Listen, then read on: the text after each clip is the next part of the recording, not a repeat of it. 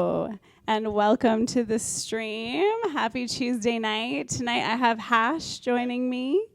Hey everyone, how are you? Which is super exciting. So we're going to do a little Q&A to get to know Hash before we start.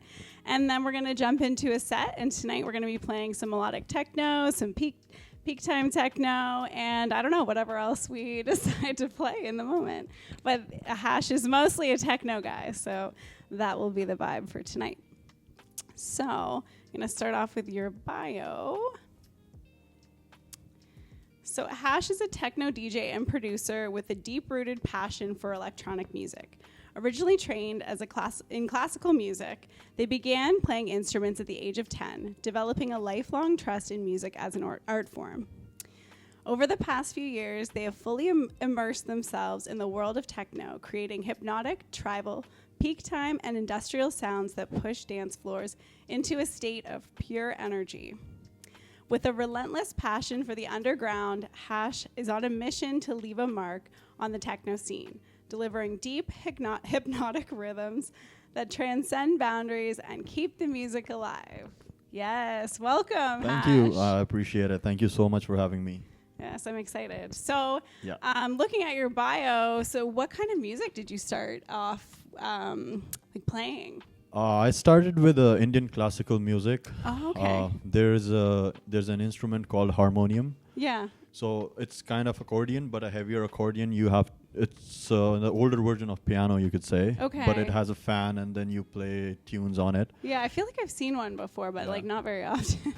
I haven't seen here, but I can share some pictures with you of that old instrument. And then, we would have a band with the guy who would play tabla. Tabla is like a drum, but that's also a classical Indian instrument, two tablas, and we used to make sound on that. Okay. But that was back in like 2005 and 6 when I started. Okay, and where did you grow up? Where did you? In Himachal, there's a small town called Bajnath. Mm-hmm. It's in Himachal, India, and that's where I grew up. I did my basic high school from there, and then a different world from here. I'm absolutely. It's different music, but different music, yeah.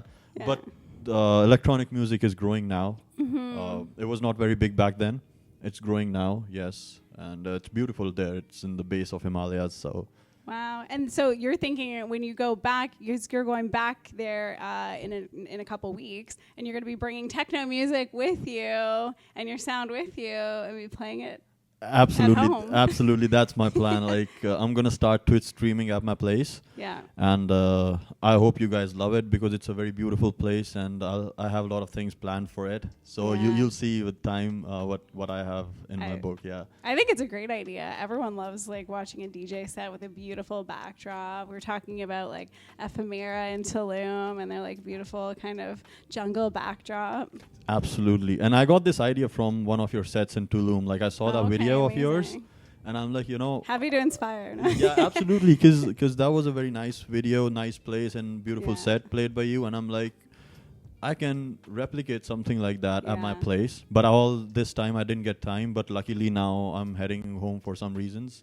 And, I can do this side by side. It's perfect timing for something like that. So it's great to be able to make the most of your trip back home. 100%. Yeah, that's what I'm looking for. Yeah. So how did you get started in DJing and producing? Because did you start loving techno, or where did you start? DJing, I bought my first controller 2 years ago, exactly somewhere around this time, 2 years ago. Okay. But I thought about doing it a year back, but I was saving for stuff and looking around, trying to be true to my sound, what I want to do first. So I went to this club called The Basement, New York, in Manhattan. It's in Brooklyn, actually. And that's when I connected with techno the most. Okay. Because before that, I used to listen to psytrance. I love psytrance, as you know. Psytrance, yes, and a lot of tech house, Detroit house, Chicago house, and stuff. But I was never really connected with techno as I did that night, and I'm yes, this is my sound, and I want to do something in it. That's exciting to hear something and be this is my sound. This is what I want to do. Yeah, absolutely. I mean, if you know the DJ from Toronto, Adia, she was playing with Marcel Fangler. These two like changed my view and my ears for techno. Yeah. So how did you learn to DJ? So for the first year, I just did it myself. I took this Beatport subscription. Okay. And I would just play some songs, do it myself, because I already knew the basics of music, Okay. you know. Yeah. So I tried to inculcate that in DJing, but that was not enough because DJing is a lot more and lot different than the classic music. Mm-hmm. So I would definitely different. I saw some YouTube channels about frequencies and stuff and how to mix, but my bigger step was taking a course in Toronto. I went to off-center DJ school in Toronto for like 3 or 4 months. It was a 12-week accelerated program, 6 hours every weekend, where they would teach us production and DJing. Oh, that's great. So would you recommend that course to others who are maybe in the area, the London or Toronto area? Oh, 100%. That course helped me get started with Ableton, because Ableton is a very tricky software. It's taken so much time for me to learn the basics of so Ableton. that accelerated. We finished the song like in 3 months, and that was not a techno song, that was a tech house song, but still I got to know what Ableton does and how it does. Yeah. And then I took multiple courses online. This CDJ, there's an application called CDJ. Mm-hmm. I took all those courses from CDJ. I have a subscription, so I have access to every course. Oh, that's great. And yeah, I'd spend like 10 hours, 12 hours a day learning about music on that app. Wow, that's a lot. So you've put a lot of time into this. So you put a lot of time in. What do you get back from the music? What do you get back when you play, when you perform? To be honest, love, happiness. Yeah. I feel really happy, even I'm playing by myself. Getting to hear what I wanted to hear from me is a different feeling, because I was always like, oh, I have to go to X, Y, Z areas, you know, to get that feel. To find the DJs that you like, the music that you like. You're like, okay, I like this DJ. Yeah. But then when I was able to do it, and then able to do it for my friends and near and dear ones, that made me even happier. Like, when I can produce the sound I like, makes me happy. Yeah. So speaking of producing, you have released your first single. Is this your first single that you just released? I did, yeah. It was an acid techno track named Chaos. Yes, it's great.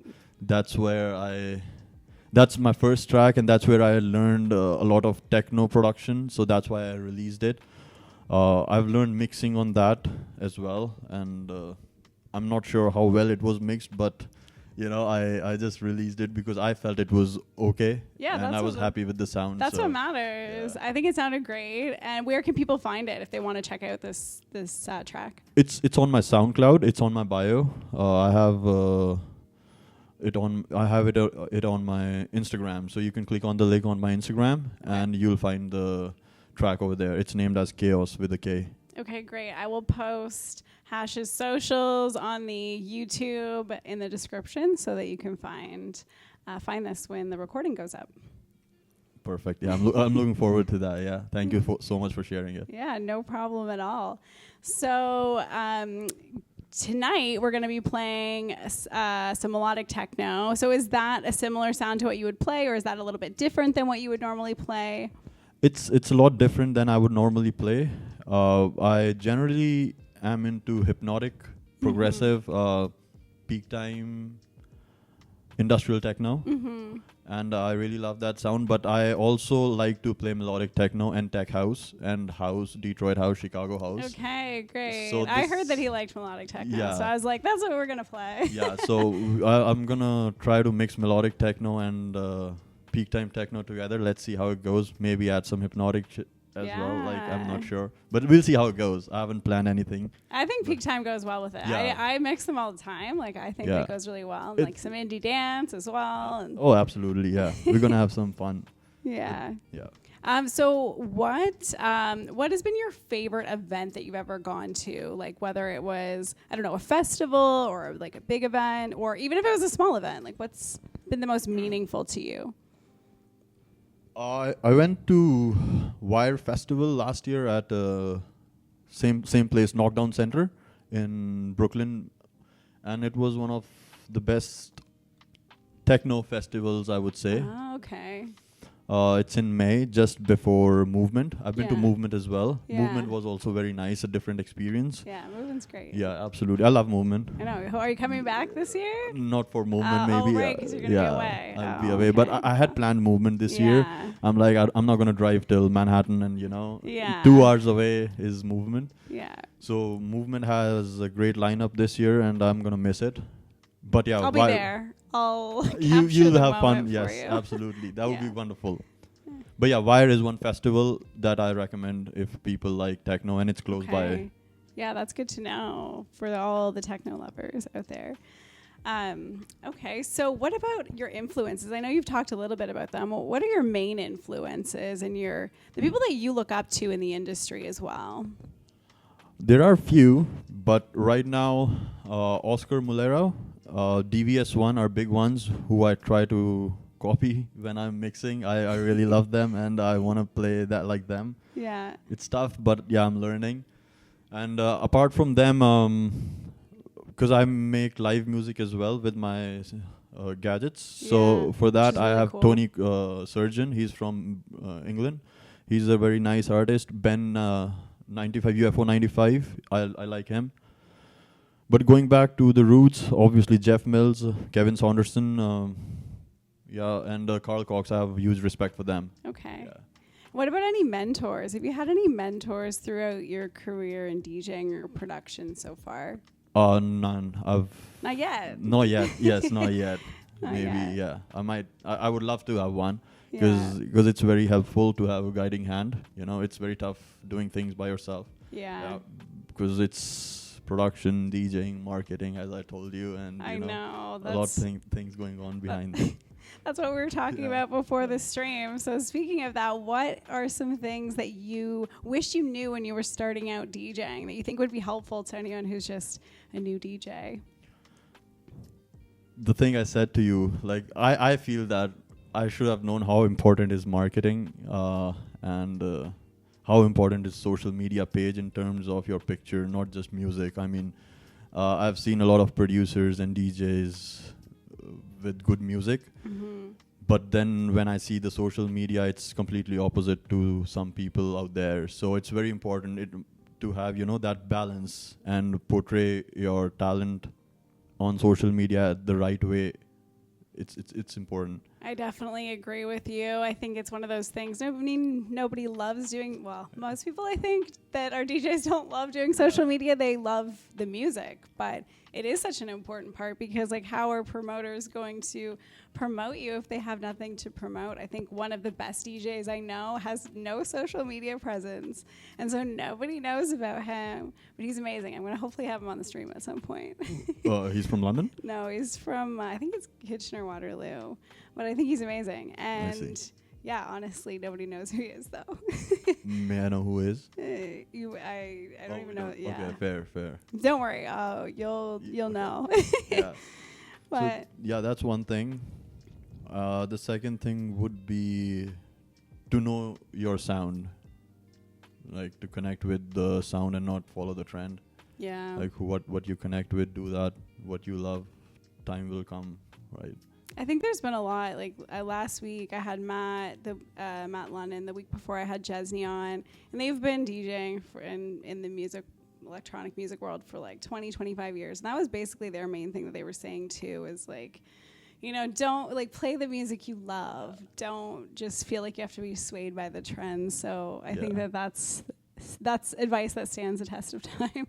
Yeah, that's what someone told me when I started. Yeah. And I keep that in mind all the time. I think that's important because then you're like, you can tell when you're playing that you love the music that you're playing and you're excited by it. And like that excitement gets other people excited. 100%, yeah. We saw Mary playing at Rum Runners and just her energy and how she was so excited and so enthusiastic. And I mean, I loved what she was playing, but I loved it even more because she was so excited about it. And yeah, you could see it from her set, like such Yeah. an energetic set it was, right? So Yeah, exactly. for long-term success, this is the key if you got to be in here. Yeah, marketing and love the music Love the that you're music, yeah. playing. Be authentic, I guess, right? Be authentic, authentically absolutely. you with your music selection. Yep. That makes sense. Do you have anything upcoming that you're really excited about or that you want people to know about? Yeah, this year I have few releases which I'm gonna do once I go back home. Exciting. Probably by next or next to next month. I have 6 to 8 songs which are ready, and I'm just not sure if I have to release them in small albums or one full album or single. So I'm just gonna decide that. Okay. Talk to my friends, and take some suggestions and maybe come up with a solid plan. Yeah, that makes sense. That's what I'm excited about most. Okay, well, that's exciting. So we'll be keeping an eye out on Hash's social media. I'm sure on his Instagram, we'll find out if Absolutely. any upcoming releases. Yeah. I'll be posting about it. Yeah. Yeah. Well, is there anything else that you want our audience or anybody listening, maybe on YouTube after, to know about you, or that you want to talk about before we get into the music? I'm gonna start Twitch streaming, which I haven't Yeah. told. So I'm gonna post it up on my Instagram from April 2nd week. Probably I'm gonna start Twitch streaming. So be there. Subscribe. Be there or be square. Yeah. Subscribe to the Twitch channel because it's gonna be somewhere in Himalayas. So I hope you would like it. The view and the music both. I'm excited. I'm like, I need to take a trip there just so I can play B2B with him and in that cool environment. Oh, so absolutely. We'll see. Yeah, We'll make it love happen. Yeah, absolutely one day. Okay, I love that. Well, before we go, we do need you to sign the wall. So 100%. Hold on one sec. We'll get you to sign it, and then we'll get into the music.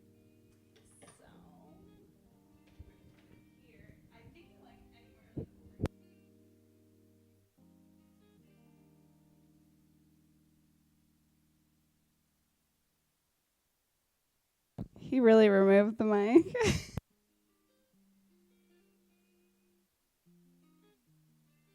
Amazing. Thank you. Super exciting. Well, we will be back in just a few minutes with the music. So we will see you soon.